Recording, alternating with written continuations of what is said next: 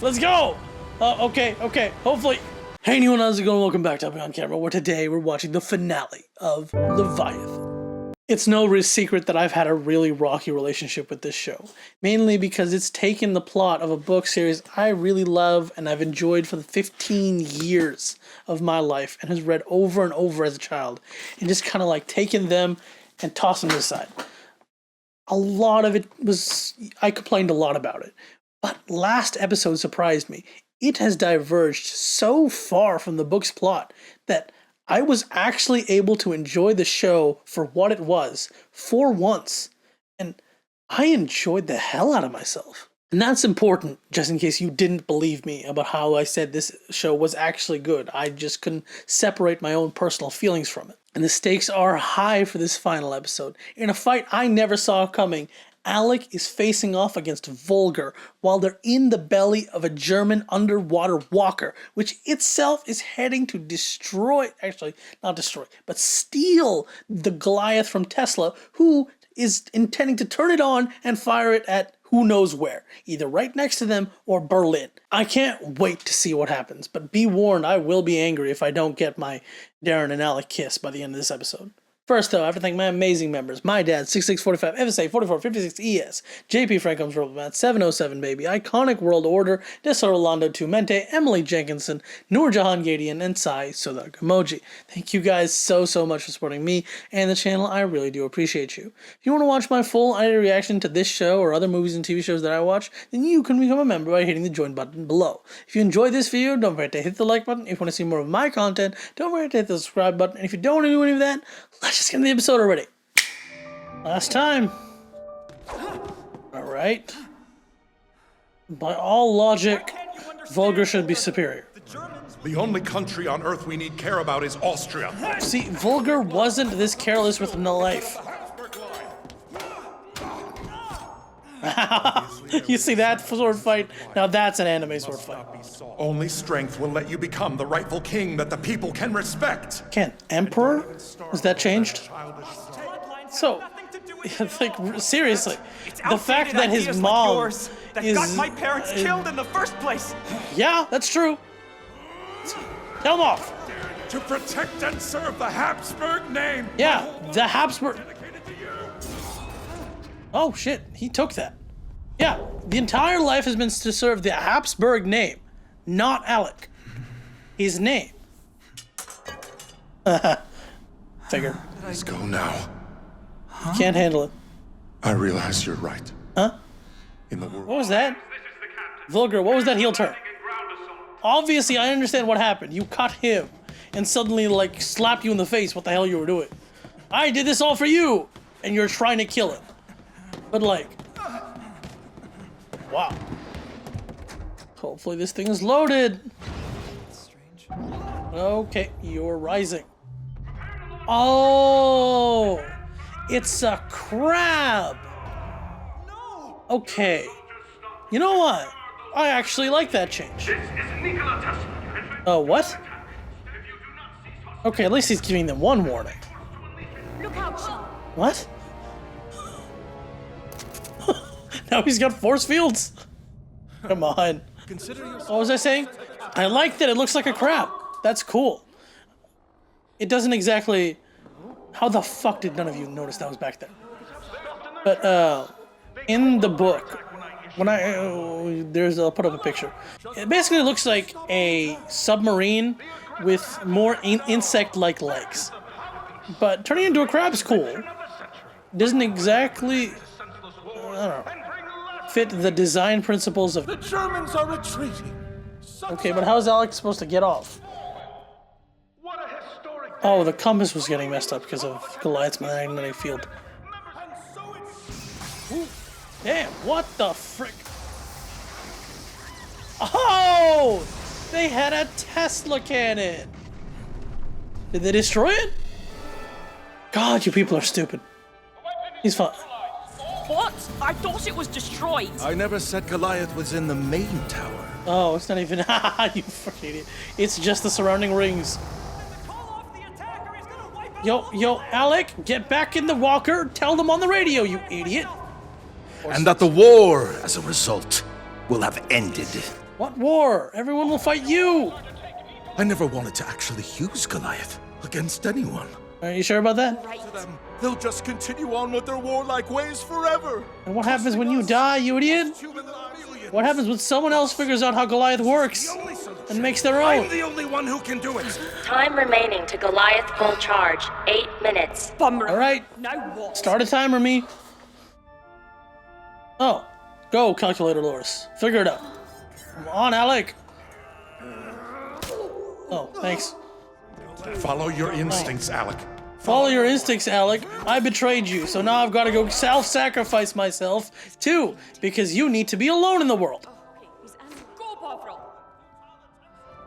Thanks, Bovril. He's adorable. Unnecessarily adorable. I expected nothing less from my creation. Bullshit. This is Dr. Barlow. Come in, Ooh, the music. Hold it, Boffin. Heh. Oh, wait, if he broke his stick, Alek can't kill him with it, though. But our guidance systems are all out of whack for some reason. You have eyes? That would be almost impossible. Everything over the radio. I'm headed towards the tower. Cool. Aim your strike at me. What? You'll be hit too. Nah, he's got dodging skills. We can destroy our entire planet. Can't be entrusted to anyone. Yay, you finally figured it out, huh? If this war is allowed to continue for even Yo, another Darren, keep pointing your stick at him. lives are sure to be lost. All that you're doing is delaying the inevitable. You gotta fight for the chance for less death. Stop violence. We don't need force to find peace. There must be a way. We don't need force, he says, as he's running. Hell yeah, Alek, tell him off. Suicide. Maybe this version of Alek should be the Emperor. Oh, that's why. Go save your boyfriend. You idiot. I don't know. It's funny how clumsy they made her, but it's also minorly insulting. It's like, with every cool thing she does, she's also one cool, clumsy idiot. Mozart. Oh my god, Music. not this again. Of pacing. You were the light that helped lead me from the darkness. That's adorable. I'll always be thankful I met you. Say the L word. Say the L word. Time remaining to Goliath full charge. 2 minutes. I don't know if the timer's correct. Editing me will figure it out. Come on.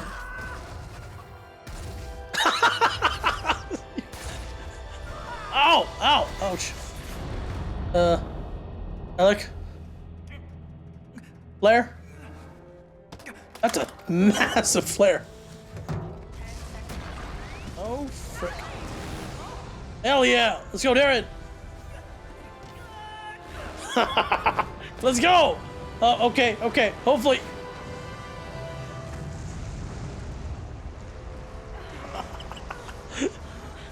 Alek, Shaw. Fine. I know I said this is the opposite of the books, but they're not gonna go that opposite. Hello? What about the German Tesla? Oh, bye, Tesla. Well. That feels like sequel bait.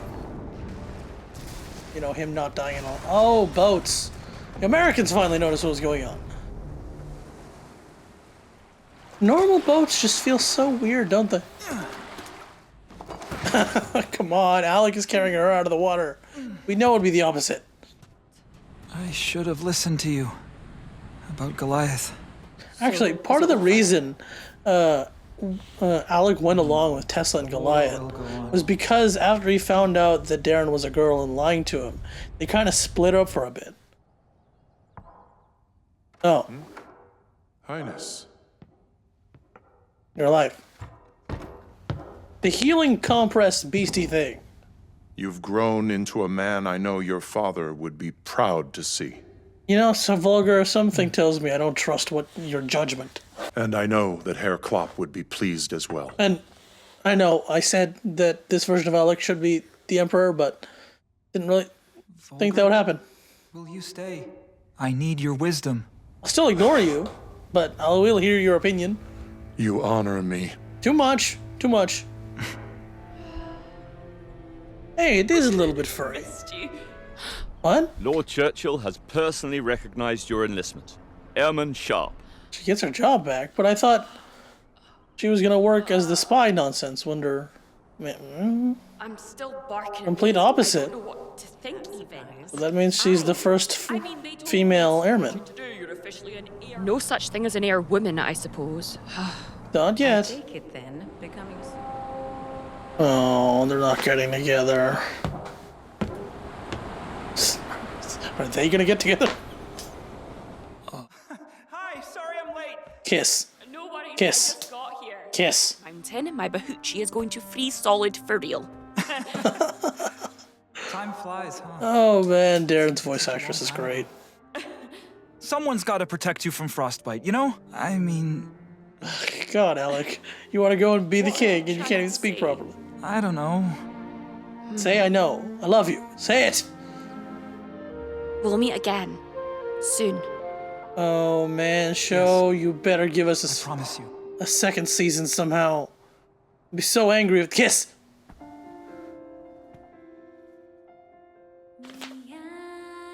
Yes. They cut away and zoomed out, but fine. They did end up together in the books, right? Alek said, tossed away his scroll of like that, the fact that he's the actual next emperor, and she couldn't go back to being an airman and went to work under. They both went to work under Dr. Barlow, and they were together. Shall we start But working you on know, plans for Austria's future? a very different world, this one. Guess he got to keep Bovril. Unusual weather patterns in Antarctica. Oh, Tesla, what are you doing now? Investigate. Damn it. Wow. Christoph Ferreira, you did something. I'm not exactly happy with you for what you did, but certainly was an entertaining something. So much happened in that episode. Almost forgot for a second that the fight against Volger was this episode. Huh, those wings looked very different. Looked a lot more biological, which would have made more sense, I guess. Throw the fans on more biological wings. That would have fit the biopunk genre a little bit better. Oh, it looks like Barlow and him were supposed to find them after the crash? That scene just isn't there. Oh, and that hug as things blow up. That's very Rogue One. And one more shot of little calculator Loris, the cutesy, cuddly Bovril. Well, that was episode 12, Under the Same Sky, the finale of Leviathan, the TV show. And previously I would have said the finale of Goliath, the book, and Leviathan, the book series, but it really wasn't, was it? Hell, it may not even really be the finale of Leviathan, the TV show. I mean, come on, there were like at least 3 sequel teases in that ending. If we do get a sequel, I will be both annoyed and happy. Happy because more content is more content.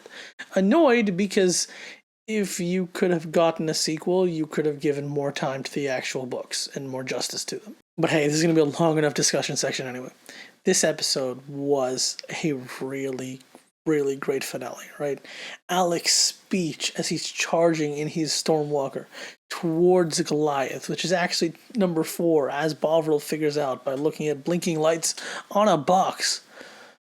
And, you know, Deryn flying in to save him. They make their choices that, in the books, they make the choice to be together first. I care about you, I love you, and we'll work our lives around that.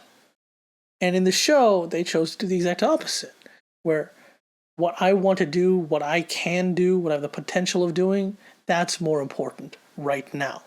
So we will separate, right? The end of the final shot is literally the Leviathan flying off that way, and this random ship heading off this way. Really, I'd like to speak to whoever in the writer's room just decided, what if we did the exact opposite of everything in the final book? Because really, that is the most surprising thing. It's one thing changing the story. It's another thing to literally take all the major beats and just flip them.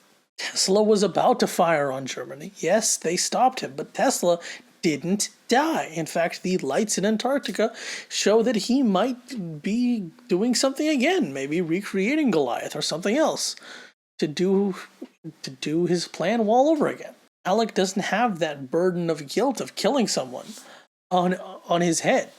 Doesn't have that burden of guilt of what if Tesla was right and I still killed him, right? Because at that point they didn't know the Goliath didn't work. The Volger twist is a little bit weird, right? I'm not mad at it, like, oh god, why did they change that, right? It makes sense for what they were doing. It's just, you backed away from it really quickly.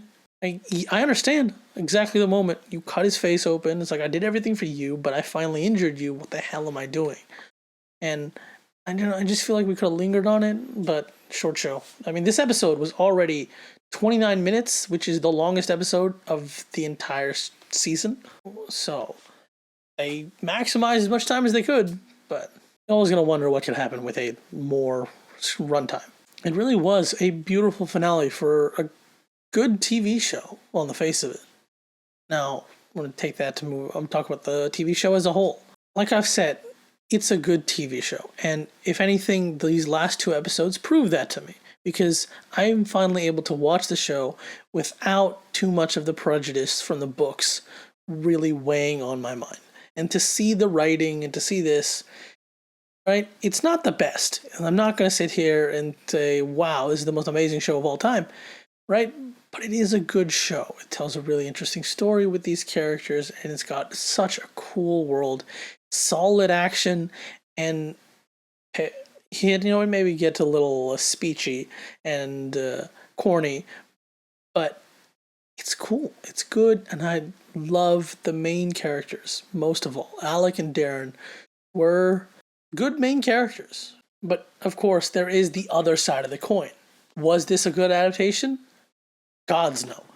It really wasn't. Early on, it had the potential to be a good adaptation, and several moments throughout the entire show demonstrated to me that the writers were very capable of taking the events of the books and cutting them down to fit in this very small time frame. But they just didn't apply that evenly. When I compare this to something like the Percy Jackson adaptation, which has also gotten a fair bit of flack for changing things from the books and not being the same, is the main difference I have, like I've said before, is that Percy Jackson has the vibes of Percy Jackson. They may be different, circumstances may be changed, they might have swapped out whole scenes entirely, right? But it still feels like Percy Jackson. Of course, I'm a little biased knowing Grover, but still. This show, it doesn't. Even at the end there, it was good, but it doesn't feel so much like Leviathan, the book series. Of course, the battery dies right now, right at the ending when I'm talking. The characters are different in a way that really does lessen them. Yes, big sweeping changes like how they decided to split it up in the end. I'm not talking about that. That's okay, you chose to go a different direction with the story. I'm fine with that. That, again, lines up closer with Percy Jackson, where Rick Riordan is basically taking the Percy Jackson show as kind of like a take 2 on Percy Jackson. It's like, okay, how would I write Percy Jackson if I was writing it today? A lot of the changes in this show did not feel like the author was approving, hey, let's take this new idea for my book series. The ending, for sure, I could see that. But throughout the episodes, a lot of it was just like budget for one, right? So many action scenes were just wholesale missing. Most of the action scenes were missing, period. Many characters and many of the beasts were also missing. And it's like all of that seems to tie into the fact that this was a very short show with a very low budget. You could see early on with how they portrayed things, with how the fact that we never got to see a full shot of the behemoth, even though that was a big, really cool illustration in the book of it just like roar and like eating a ship, right? We didn't get to see the behemoth in full except for a 2D rendering in the opening. You can have an argument with me, that's fine. I'll have fun debating with you, but I can't see that as an artistic decision. That's clearly we don't have the budget to animate a giant-ass monster. And that's it. A lot of the detail, a lot of the different outfits, all of that goes down to the fact that this is a show with very little budget.